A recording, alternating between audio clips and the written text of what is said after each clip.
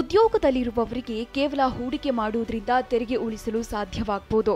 ನೀವು 1 ವರ್ಷದಲ್ಲಿ ಮಾಡಿರುವ ಎಲ್ಲ ಹೂಡಿಕೆಗಳ ಕುರಿತ ದಾಖಲೆಗಳನ್ನ ಕಂಪನಿಯ ಮಾನವ ಸಂಪನ್ಮೂಲ ಅಂದ್ರೆ HR ವಿಭಾಗಕ್ಕೆ ಸಲ್ಲಿಸಬೇಕು. ಸಾಮಾನ್ಯವಾಗಿ ಹೂಡಿಕೆ ಪುರಾವೆಗಳನ್ನ ಸಲ್ಲಿಸಲು ಕಂಪನಿಗಳು ಮಾರ್ಚ್ 15ರವರೆಗೆ ಗಡುವು ನೀಡುತ್ತವೆ. ಏಕೆಂದರೆ ತೆರಿಗೆ ಅಸೆಸ್ಮೆಂಟ್ ಅಂದ್ರೆ ಲೆಕ್ಕ ಹಾಕಿದ ನಂತರ ಆದಾಯ ತೆರಿಗೆ ಕಡಿತದ ಪ್ರಕ್ರಿಯೆಯನ್ನ ಅವರು ಆರಂಭಿಸಬೇಕಿರುತ್ತೆ. ಆದಾಗ್ಯೂ ಈ ದಾಖಲೆಗಳ ಸಲ್ಲಿಕೆಗೆ ಕಡೆಗೆ ದಿನಾಂಕ ಕಂಪನಿಯಿಂದ ಕಂಪನಿಗೆ ಬೇರೆಯದೇ ಇರುತ್ತೆ. ನೀವು ನಿಮ್ಮ ಹೂಡಿಕೆ ಪುರಾವೆಗಳನ್ನ ಇನ್ನು ಸಲ್ಲಿಸದಿದ್ದಲ್ಲಿ ಅದನ್ನು ನಿಗದಿತ ಸಮಯದೊಳಗೆ ಸಲ್ಲಿಸುವುದು ಉತ್ತಮ. ನೀವು ಅದನ್ನು ಸಲ್ಲಿಸಲು ಸಾಧ್ಯವಿಲ್ಲದಿದ್ದಲ್ಲಿ ನಿಮ್ಮ ಆದಾಯ ತೆರಿಗೆಗೆ ಒಳಪಡುವ ಮೊತ್ತವನ್ನ ಮಾರ್ಚ್ ತಿಂಗಳ ವೇತನದಲ್ಲಿ ಕಡಿತಗೊಳಿಸುತ್ತಾರೆ. ಆದಾಯ ತೆರಿಗೆ ಕಾಯ್ದೆಯ ಸೆಕ್ಷನ್ 80C ಪ್ರಕಾರ ನೀವು ಹೂಡಿಕೆ ಮೇಲಿನ ತೆರಿಗೆ ಉಳಿತಾಯ ಹಾಗೂ ನಿಗದಿತ ವೆಚ್ಚವನ್ನ 1,50,000 ರೂಪಾಯಿವರೆಗೆ ಮಾಡಬಹುದು. ಇದರಲ್ಲಿ ಜೀವ ವಿಮಾ ಪಾಲಿಸಿ, PPF, ELSS, NKC, 5 ವರ್ಷಗಳ FD, ಗೃಹ ಸಾಲದ ಮರುಪಾವತಿಯ ಪ್ರಿನ್ಸಿಪಲ್ ಮೊತ್ತ, EPF ಹೂಡಿಕೆ, 2 ಮಕ್ಕಳ ಟ್ಯೂಷನ್ ಶುಲ್ಕ ಒಳಗೊಂಡಿರುತ್ತೆ. ನೀವು ಈ ವರ್ಷ ಮಾಡಿರುವ ಎಲ್ಲ ಹೂಡಿಕೆಗಳ ರಸೀದಿ ಪಡೆಯಿರಿ. 1.5 ಲಕ್ಷದವರೆಗೆ ಲಾಭ ಪಡೆಯಲು 2 ಮಕ್ಕಳ ಟ್ಯೂಷನ್ ಶುಲ್ಕ, ಗೃಹ ಸಾಲದ ಪ್ರಿನ್ಸಿಪಲ್ ಮೊತ್ತ, PPF ಹೂಡಿಕೆ ಸೇರಿ ಮುಂತಾದವುಗಳನ್ನ ಲೆಕ್ಕಕ್ಕೆ ತೆಗೆದುಕೊಳ್ಳಿ.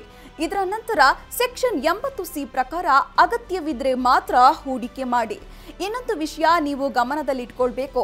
ಸೆಕ್ಷನ್ 80C ಪ್ರಕಾರ ನೀವು 1.5 ಲಕ್ಷ ರೂಪಾಯಿವರೆಗಿನ ಹೂಡಿಕೆಗೆ ಮಾತ್ರ ತೆರಿಗೆ ವಿನಾಯಿತಿ ಲಾಭ ಪಡಿತೀರಿ.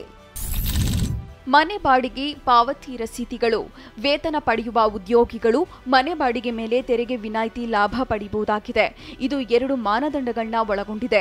ಒಂದು ನಿಮ್ಮ ನಗರ ಹಾಗೂ ಇನ್ನೊಂದು ನಿಮ್ಮ ಬಾಡಿಗೆ ಭತ್ಯೆ HRಗೆ. ಮನೆ ಬಾಡಿಗೆಯಲ್ಲಿ ತೆರಿಗೆ ಕಡಿತ ಸೆಕ್ಷನ್ 80Cಯಲ್ಲಿರುವ ಮಿತಿಗಿಂತ ಭಿನ್ನವಾಗಿದೆ. ಈ ಲಾಭ ಪಡೆಯಲು ನೀವು ನಿಮ್ಮ ಬಾಡಿಗೆ ರಸೀದಿಗಳನ್ನ ಸಲ್ಲಿಸಬೇಕಿರುತ್ತೆ. ಮನೆ ಬಾಡಿಗೆ ವಾರ್ಷಿಕವಾಗಿ 1 ಲಕ್ಷ ರೂಪಾಯಿಗಿಂತ ಹೆಚ್ಚಿದ್ದಲ್ಲಿ ನೀವು ನಿಮ್ಮ ಮನೆಯ ಮಾಲೀಕರ ಪ್ಯಾನ್ ಕಾರ್ಡ್ ವಿವರಗಳನ್ನ ಸಲ್ಲಿಸಬೇಕು. ಇತರ ಆಯ್ಕೆಗಳು ಇವೆ. ಸೆಕ್ಷನ್ 80C ಅಲ್ಲದೆ ತೆರಿಗೆ ಉಳಿಸಲು ಇತರ ಆಯ್ಕೆಗಳು ಇವೆ. ಗೃಹ ಸಾಲಕ್ಕೆ ನೀವು ಪಾವತಿಸುವ ಕಂತು ಅಂದ್ರೆ EMI ಬಡ್ಡಿಯನ್ನು ಇದಕ್ಕೆ ಸೇರಿಸಬಹುದು. ಸೆಕ್ಷನ್ 24B ಪ್ರಕಾರ 2 ಲಕ್ಷ ರೂಪಾಯಿವರೆಗೆ ಪಾವತಿಸಿದ ಬಡ್ಡಿ ಮೇಲೆ ತೆರಿಗೆ ವಿನಾಯಿತಿ ಲಾಭ ದೊರೆಯುತ್ತೆ. ಈ ಲಾಭ ನೀವು ಶಿಕ್ಷಣ ಸಾಲದ ಮೇಲೆ ಪಾವತಿಸಿದ ಬಡ್ಡಿಗೂ ದೊರೆಯುತ್ತೆ. ಸೆಕ್ಷನ್ 80D ಪ್ರಕಾರ ಆರೋಗ್ಯ ವಿಮೆಯ ಪ್ರೀಮಿಯಂ ಮೇಲೆ 25,000 ರೂಪಾಯಿಗಳವರೆಗೆ ತೆರಿಗೆ ವಿನಾಯಿತಿ ಸಿಗಲಿದೆ. ನೀವು ನಿಮ್ಮ ಪೋಷಕರಿಗೆ ಆರೋಗ್ಯ ವಿಮೆ ಪಾಲಿಸಿ ತೆಗೆದುಕೊಂಡ್ರೆ ನೀವು ಅದಕ್ಕೂ 25,000 ರೂಪಾಯಿವರೆಗಿನ ಪ್ರೀಮಿಯಂ ಪಾವತಿಗೆ ತೆರಿಗೆ ಲಾಭ ಪಡಿಬಹುದು. ಆಗ ನೀವು ಒಟ್ಟು 50,000 ರೂಪಾಯಿವರೆಗಿನ ಪ್ರೀಮಿಯಂ ಪಾವತಿಗೆ ತೆರಿಗೆ ಲಾಭ ಪಡೆದಂತಾಗತ್ತೆ. ಆದಾಯ ತೆರಿಗೆ ಕಡಿತ ಸಂಬಂಧ ನೀವು ವರ್ಷದ ಆರಂಭದಲ್ಲಿ ಸಲ್ಲಿಸಿದ ಹೂಡಿಕೆ ಸ್ಟೇಟ್ಮೆಂಟ್ನಂತೆಯೇ ನಿಮ್ಮ ಹೂಡಿಕೆ ಇರಬೇಕು ಅಂತಲ್ಲ. ನೀವು ELSSನಲ್ಲಿ 50,000 ರೂಪಾಯಿ ಹೂಡಿಕೆ ಮಾಡ್ತೀರಾ, ಆದರೆ ನಿಮಗೆ 20,000 ರೂಪಾಯಿ ಮಾತ್ರ ಠೇವಣಿ ಮಾಡಲು ಸಾಧ್ಯವಾಗುತ್ತೆ. ಅಂತಹ ಸಂದರ್ಭದಲ್ಲಿ ನೀವು ಉಳಿದ ಮೊತ್ತವನ್ನ ELSS ಮಾಡಲೇಬೇಕು ಅಂತ ಇಲ್ಲ. ನೀವು ಬೇರೆ ಆಯ್ಕೆಗಳಲ್ಲೂ ಹೂಡಿಕೆ ಮಾಡಬಹುದು. ಮನಿ 9 ಸಲಹೆ.